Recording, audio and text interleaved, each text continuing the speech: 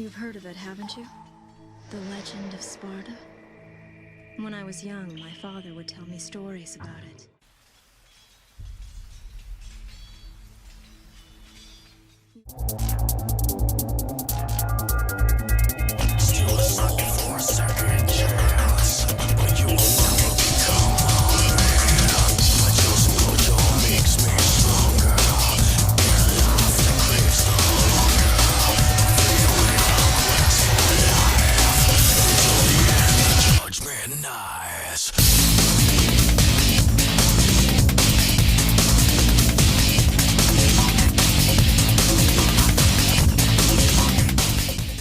Ah, Devil May Cry, uma das minhas franquias de games favoritas. Já houve uma época em que eu já fui completamente obcecado por essa série. Eu já perdi a conta de quantas vezes eu zerei Devil May Cry 3 e 4 e de quanto tempo eu gastei tentando fazer aqueles combos malucos da internet, com uma quantidade variável de sucesso por cada tentativa. É definitivamente um dos jogos que mais influenciou a minha formação como jogador, e agora que Devil May Cry 5 foi lançado, como fã da série, não ter um vídeo de Devil May Cry nesse canal é praticamente um crime. E é por isso que eu venho trazer para vocês uma review de Devil May Cry 5. Só que não, eu sou pobre. Uma review de Devil May Cry 3, o meu jogo favorito da série. Trazer um vídeo de Devil May Cry 3 foi meio difícil porque ele já é um jogo extremamente aclamado e popular, e por consequência também é um jogo extremamente discutido. Discutido inclusive por canais maiores e melhores que o meu. Então eu pensei, será que eu realmente tenho alguma coisa a adicionar para a discussão de Devil May Cry 3? Será que esse vídeo é realmente necessário? E então eu decidi ignorar todas as perguntas. Eu gosto de Devil May Cry 3, eu vou fazer um vídeo de Devil May Cry 3. Enfim, chega de enrolação e vamos ao que interessa. Gameplay. Meu Deus. Meu Deus. Meu Deus. É até difícil saber por onde começar a falar sobre a gameplay desse jogo, porque ela simplesmente tem muita coisa. Eu não quero simplificar excessivamente nenhum elemento do gameplay para acabar não injustiçando ele. Enfim, Devil May Cry 3 é um hack and slash que foi desenvolvido pela Capcom em 17 de fevereiro de 2005, como um exclusivo para o PlayStation 2. Em 2006, o jogo foi relançado como Devil May Cry 3 Special Edition, uma versão definitiva com dificuldade rebalanceada, novos modos de jogo e o antagonista principal, Virgil, como personagem jogável. E para informação de vocês, é essa versão que eu estou usando de referência, é a que está no PlayStation 3. Devil May Cry 3 é notável por trazer uma quantidade enorme de inovação, não só para a série, mas para o gênero hack and slash como um todo. O combate é rápido, preciso, dinâmico, possui várias camadas e tem uma progressão e ritmo perfeitos. O jogo conta com um repertório total de 10 armas. 5 Devil Arms, que são as armas principais do Dante, e 5 armas de fogo. Cada Devil Arm é extremamente distinta uma da outra e possui um estilo único. Entre elas nós temos a Rebellion, a espada tradicional, Cerberus, um nunchaku de gelo, Agni-Rudra, 2 espadas, uma de vento e uma de fogo, Beowulf, uma arma de socos e chutes, e Nevan, uma guitarra. Uma guitarra. A Rebellion é de longe a arma mais versátil do jogo. Ela possui um bom dano, cobre uma boa área e tem uma ótima velocidade. Em geral ela se encaixa em praticamente qualquer situação, e é por essas qualidades que eu sei que eu não sou o único que nunca tira ela do arsenal. A Cerberus é a arma mais fraca em dano puro, mas é de longe a mais rápida e com maior alcance para os golpes básicos. É uma arma que eu considero muito boa para novatos, pois ela tem um estilo meio defensivo e que consegue alcançar quase todos os inimigos ao redor do Dante, além de possuir sequências bem longas que podem encher a barra de estilo rapidamente. A Agni-Rudra é mais ou menos similar à Rebellion. Ela é um pouco mais lenta, mas os seus golpes cobrem uma área bem maior, e além disso tem combos mais longos. Ela é uma das melhores armas para esperar um bocado de inimigos se juntarem em um lugar só e atacar eles ao mesmo tempo, especialmente com estilos World Master. Para quem não sabe o que é estilo em Devil May Cry, relaxa aí que eu vou falar depois. Beowulf é a arma mais lenta do jogo, mas sem dúvida é a com maior potencial para dano. Ela possui uma velocidade de alcance medíocre, mas o lance dela é que todos os seus golpes podem ser carregados, e na carga máxima eles dão um dano absurdo. Se você souber o que tá fazendo com ela, alguns chefes e inimigos mais fortes se tornam verdadeiras piadas. Wait till you see the. No, no, no, no.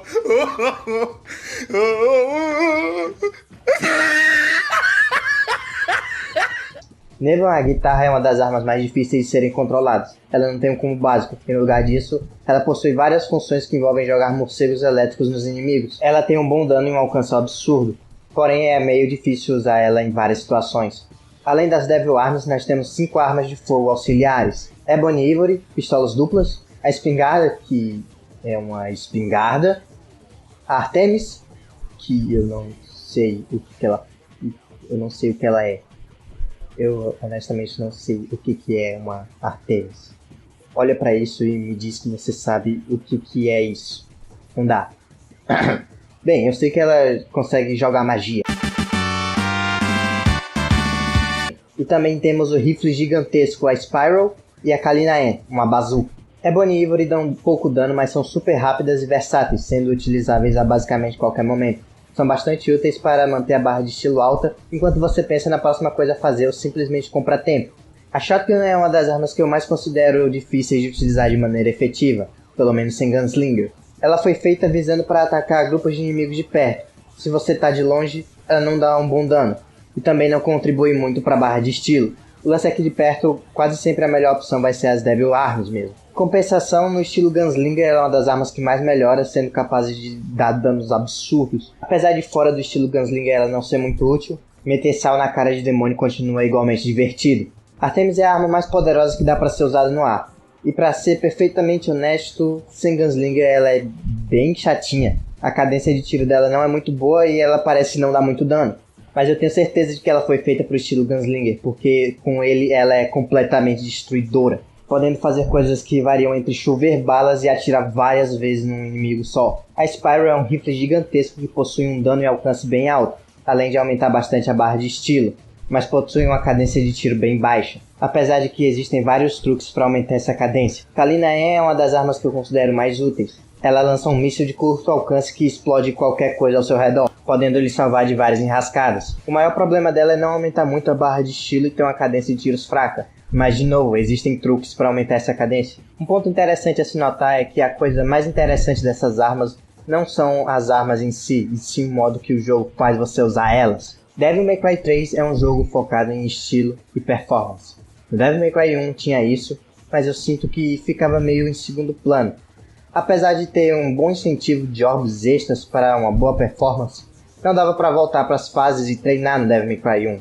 Além disso, a barra de style lá era bem injusta.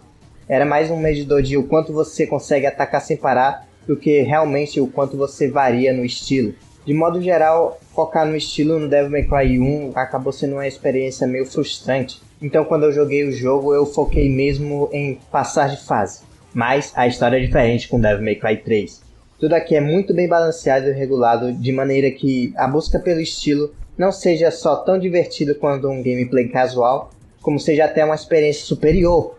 Agora que dá pra voltar de fase, praticar combos é muito mais fácil. A barra de estilo está mais justa e o ranking final a cada fase é muito mais objetivo e claro. Falando em ranking, Devil May Cry 3 te avalia em 5 parâmetros diferentes: tempo, orbes coletadas, estilo, dano recebido e itens consumidos. E com isso seu desempenho será avaliado de D até SS. E acreditem, pegar SS não é uma tarefa fácil, mesmo no modo normal. E para realizar tal feito, você será obrigado a usar as mecânicas principais do jogo ao máximo. Entre elas, uma das coisas que tornam Devil May Cry uma das minhas franquias favoritas. Além da quantidade absurdamente expandida de movimentos e armas, uma das mudanças mais notáveis que Devil May Cry 3 traz para a franquia é a troca dinâmica entre armas. A cada missão você pode escolher 2 Devil Arms e 2 armas de fogo pro Dante, e com os botões L2 e R2 você pode trocar entre elas livremente a qualquer momento. E quando digo a qualquer momento, eu não tô brincando. É a qualquer momento. O Dante pode trocar de armas de maneira extremamente dinâmica, o que o torna capaz de fazer combos simplesmente sensacionais e inacreditáveis. É mais fácil mostrar do que contar, então eu vou deixar rodando uns vídeos de combos aqui. Simplesmente observem. E a quantidade de adições para o gameplay não se resume apenas na troca dinâmica. Muito pelo contrário, se fosse só isso, vários desses vídeos seriam impossíveis de fazer. O gameplay desse jogo é que nem ogros, que são que nem cebolas. Fedem? Sim. Não! Fazem você chorar. Não! Ah, deixa eles no sol, eles ficam marrons e soltam aqueles cabelinhos. Não! Camadas! As cebolas têm camadas. Os têm camadas. A cebola tem camadas, entendeu? Nós dois temos camadas. E o gameplay vai ficando cada vez mais profundo à medida que você descobre essas camadas.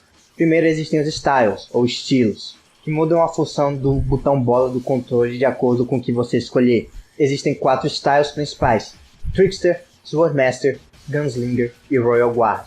Além desses, existem outros 2 que você consegue com seu progredir no jogo: Doppelganger e Quicksilver. Nessa review, para ser mais breve, eu vou focar só nos 4 principais, mas fiquem sabendo que Doppelganger cria um clone do Dante e Quicksilver deixa o tempo mais devagar.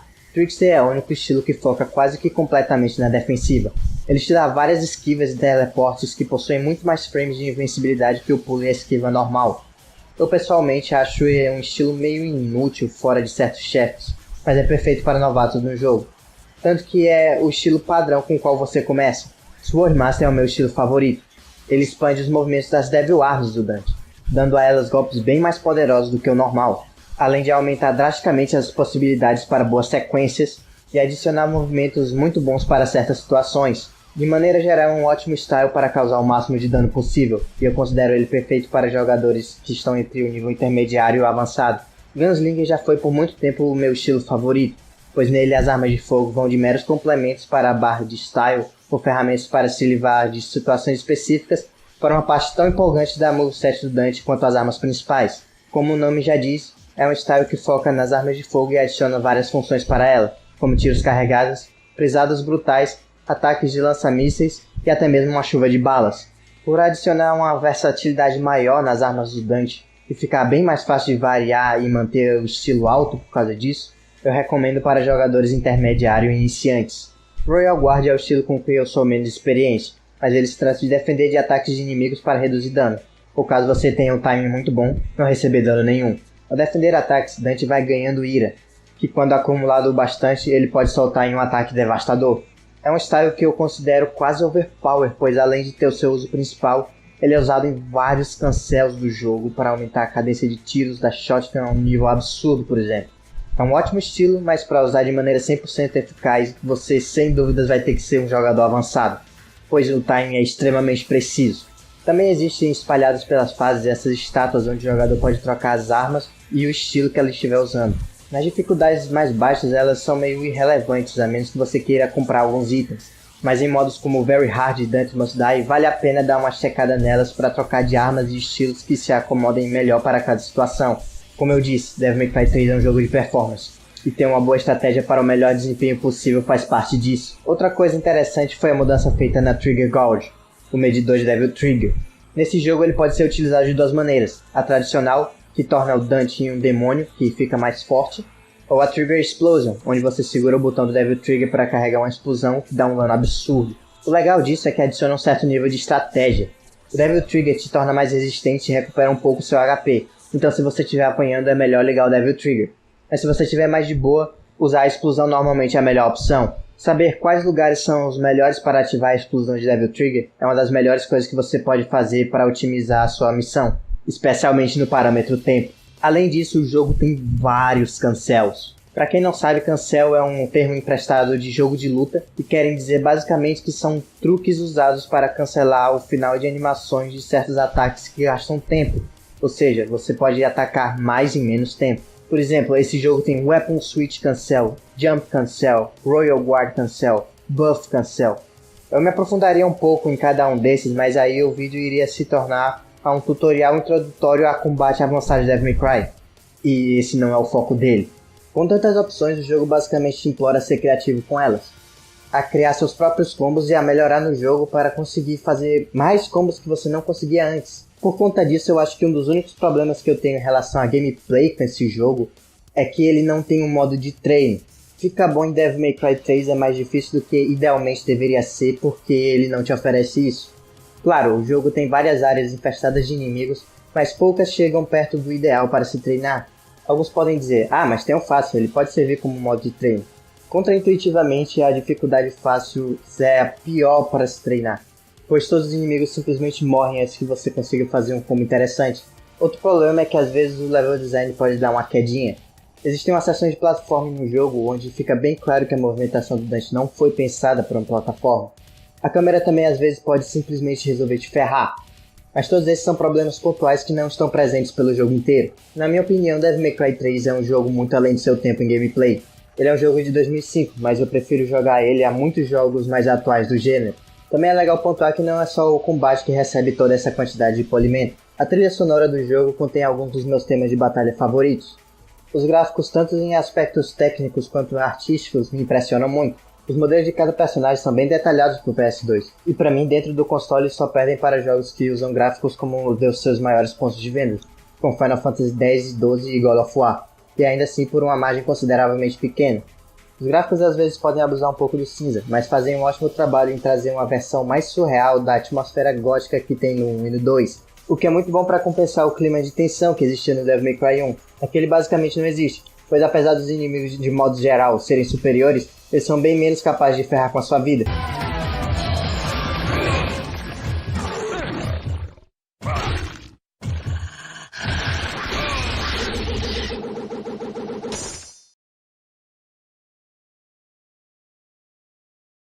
Por falar em inimigos, eles são sem dúvidas um dos maiores pontos altos do jogo. Parte 2. Inimigos e chefes. Os inimigos do jogo também são bem interessantes e variados. A maioria deles te instiga a jogar de modo diferente, nem que seja um pouco. Por exemplo, os anjos ficam vulneráveis depois de eles atacarem. As gárgulas precisam virar pedras com tiros antes de serem derrotadas. Essas estrelas aqui só atacam quando você está de costas, além de serem completamente invulneráveis quando não estão atacando. E essa desgraça sem tamanho tem que morrer primeiro. Porque, meu Deus, que bicho irritante. Meu Deus. Meu Deus. Vale lembrar aqui que, ao contrário de um certo outro jogo da série, o jogo quase nunca te força a jogar de um certo modo, apenas te instiga. E se ele força, não é de uma maneira tão intrusiva. Ok, mas chega de falar dos fracotes, chegou a hora dos garotões. Se os inimigos são bons, os chefes de Devil May Cry 3 são uma das melhores coisas que existem no jogo. Quase todos têm um design marcante, quase todos te dão uma boa recompensa por derrotá-los, os temas de batalha são excelentes, e todos têm ataques super icônicos e desafiadores. As lutas são super difíceis, dinâmicas e justas. Todos os padrões são muito bem telegrafados. Acho que nesse aspecto o único que não funciona muito bem é o Arkham no final. Mas é mais um problema de câmera do que a animação do chefe em si. Nem todos os chefes são exatamente bons. Eu não gosto muito do Arkham porque ele é simplesmente uma piscina de HP. O verme gigante do começo do jogo é simplesmente muito simplório. E o coração do Leviatã é repetitivo e irritante. Mas todos os outros são lutas tão boas que eu nem acredito que o PS2 era capaz daquilo. Errado, eu esqueci de mencionar o Doppelganger. Que chefão paia da cabeça da desgraça. Meu Deus do céu.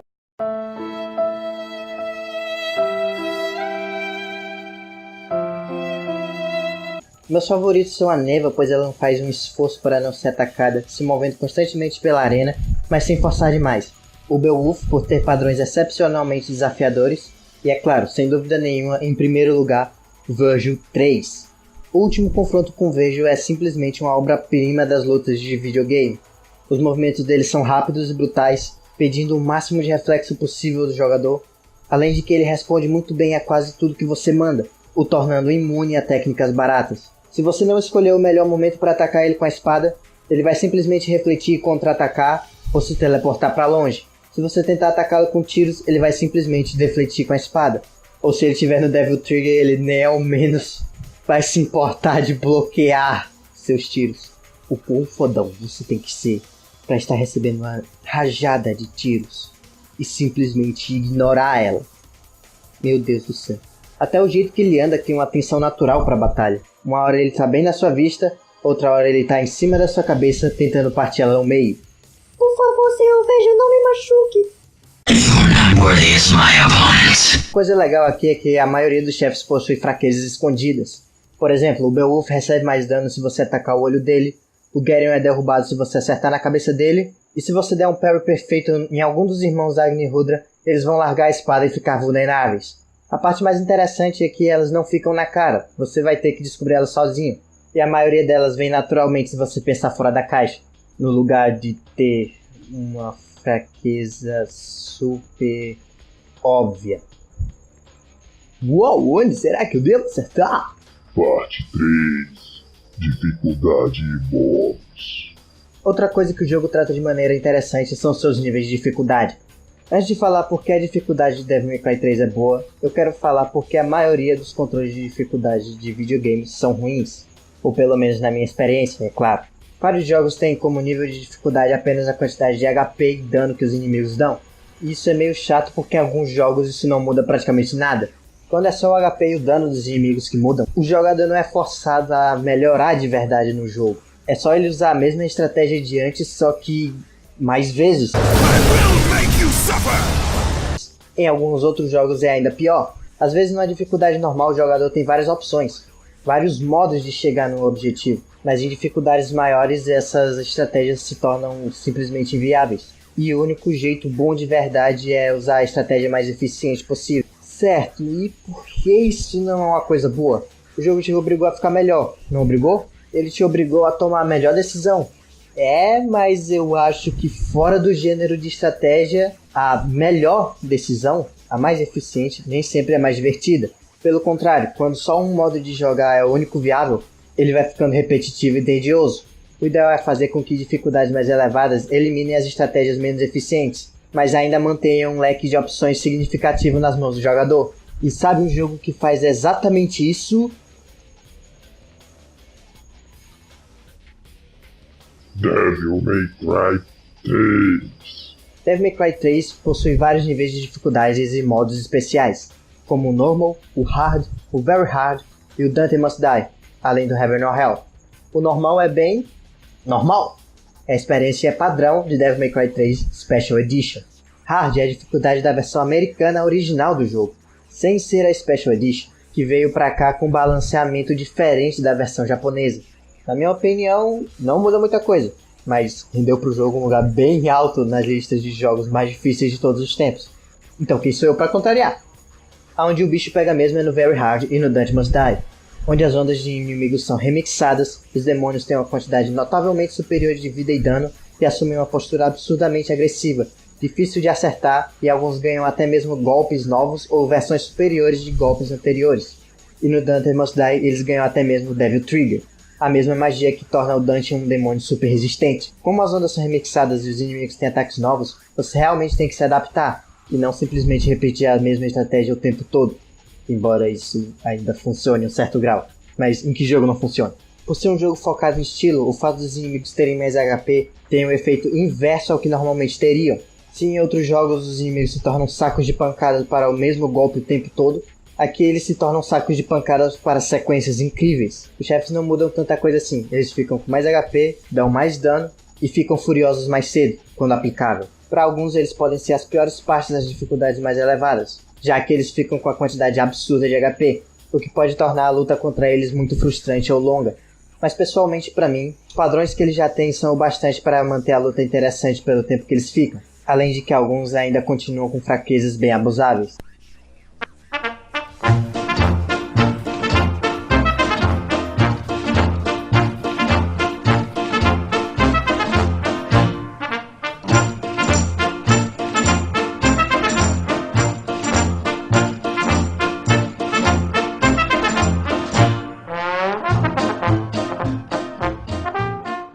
Um modo interessante do Devil May Cry 3 é o Bloody Palace, um lugar com mais de 9.000 andares infestados de inimigos, todos para você derrotar freneticamente. Ele não é o melhor Bloody Palace da franquia. Ele te obriga a ficar com as mesmas armas e estilos até o final dele, não tem limite de tempo e é grande até demais, mas continua sendo um lugar muito da hora de se visitar de vez em quando, além de ser a coisa mais próxima que o jogo tem de modo prática. A cada sala de inimigos você pode escolher subir 1, 10 ou 100 andares. Se você subir 1, você ganha mais vida. Se você subir 10, você ganha um alvo de Devil Trigger. E se subir 100, não ganha nada. Mas é claro, fica a vantagem óbvia do progresso mais rápido. E a cada 10 salas vem um chefe. Finalmente tem o modo Heaven or Hell, que honestamente é o mais fraco do jogo. Aqui o Dante não pode levar nenhum hit, senão ele morre. Mas os inimigos também só podem levar um hit. Ou seja, nada de como estiloso.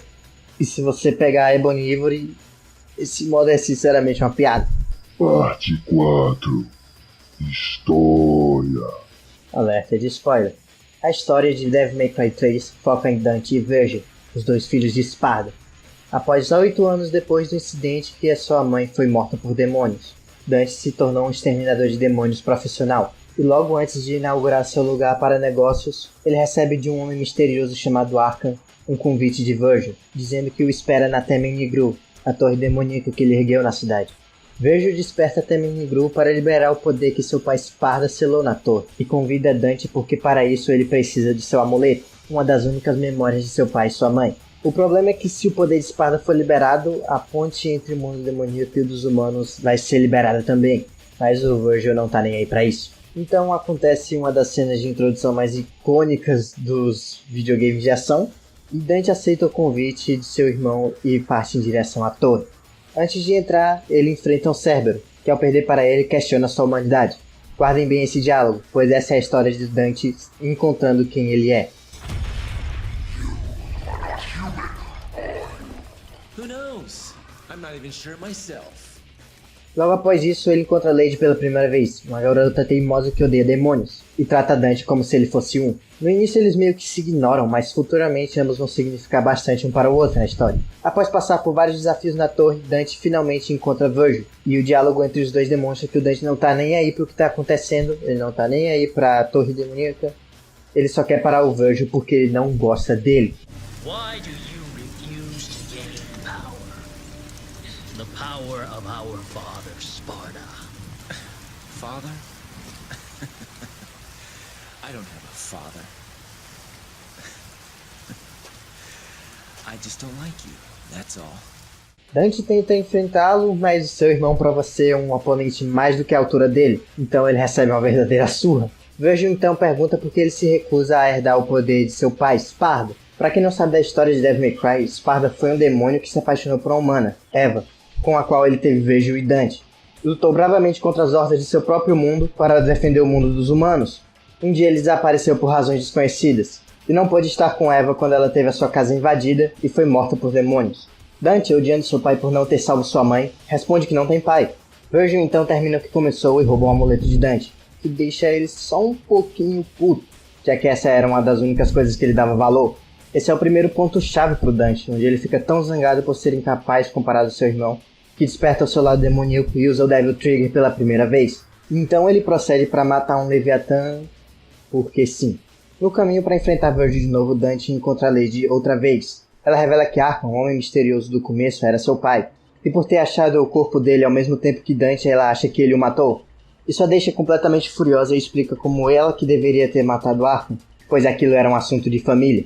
He was obsessed with becoming the devil, so much he killed his own wife. For that he butchered innocent people too. He's the most vile kind of creature. To top it off, that filthy scum is my father. Well, we have something in common. I have a dysfunctional family too. And what would you know about family? You're a demon. This is my father. My family. This was all supposed to end by my hand.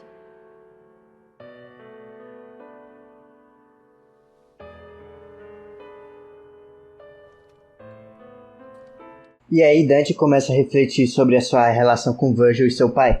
Ele odeia seu pai por não ter salvo sua mãe, e odeia Virgil por motivos não totalmente explicados, mas provavelmente tem a ver com o caminho que cada um deles tomou.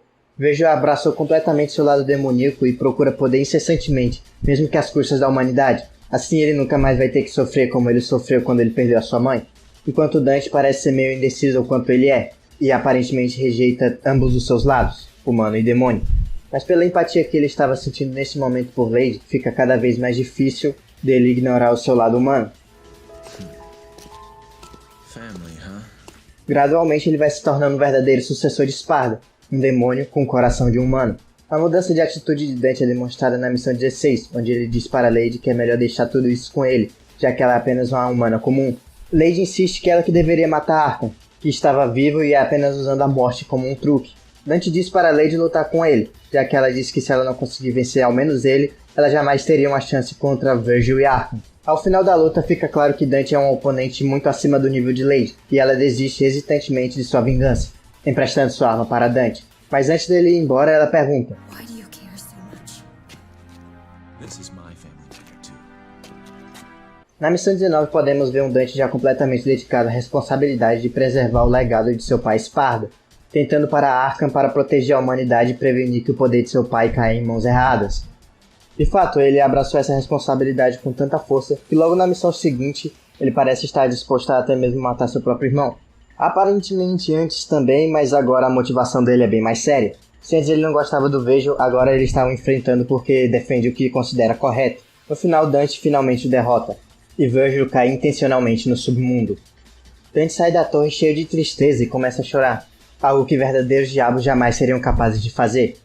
Devil May Cry faz uma diferença entre demônios e diabos. Demônios são seres vindos do submundo, mas esses podem ter um coração tão bom quanto o de qualquer humano.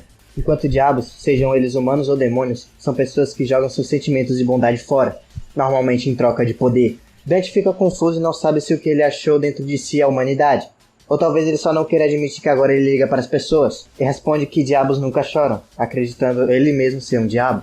Talvez ele pudesse acabar trilhando o mesmo caminho do Virgil se não tivesse conhecido Lady, e se tornado um diabo de verdade. Mas a verdade é que seu choro é tanto uma prova de que ele jamais se tornará um diabo, quanto um lamento por seu irmão ter escolhido esse caminho. Lady pergunta se às vezes até um diabo pode chorar. A história acaba com Dante abrindo Devil May Cry, nome dado em honra à sua humanidade recém-descoberta. A maior fraqueza e a maior qualidade dessa história é o quanto ela é rápida.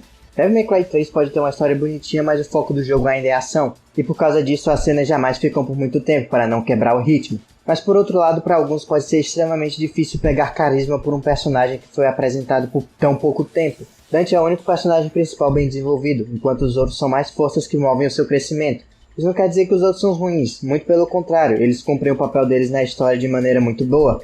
Mas personagens básicos podem funcionar e jamais serão melhores do que personagens que têm um conflito, arco de desenvolvimento e conclusão bem desenvolvida. Pro Virgil em específico isso até consegue ser um charme, pois nós não sabemos nunca o que está passando exatamente na cabeça dele, tornando ele misterioso e imprevisível, assim como o jogo vende ele. Mas de modo geral eu sou mais fã de detalhes do que de mistério em personagens. No final das contas a história de Devil May Cry 3 não é nenhum Shakespeare, mas é definitivamente marcante e criou vários padrões que jogos de ação japoneses seguem até hoje, como um personagem rival, por exemplo. Certo, Devil May Cry 3 não criou isso, mas definitivamente popularizou a um nível absurdo, como a maioria dos fãs de Hack and Slash deve perceber.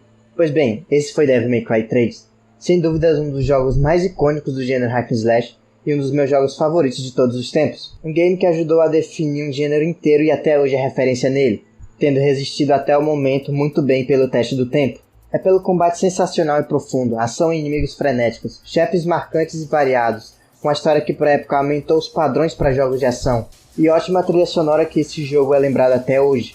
É sem dúvida uma adição excelente à biblioteca de qualquer jogador e absolutamente indispensável se você é fanático por Hack and Slash ou videogame no geral. A nota que eu dou para esse jogo é sensacional. Pode ser fanboys? Talvez. Eu tenho um apego absurdo por essa série, mas eu lhe garanto que são por bons motivos. Além do mais, a maior parte da internet concorda comigo que esse jogo é muito bom, então eu devo estar certo, né? Enfim, o vídeo vai ficando por aqui. Se você gostou, dê um like e se inscreva. Compartilhe o vídeo com quem você acha que se interessaria. E comente o que achar relevante. Até a próxima!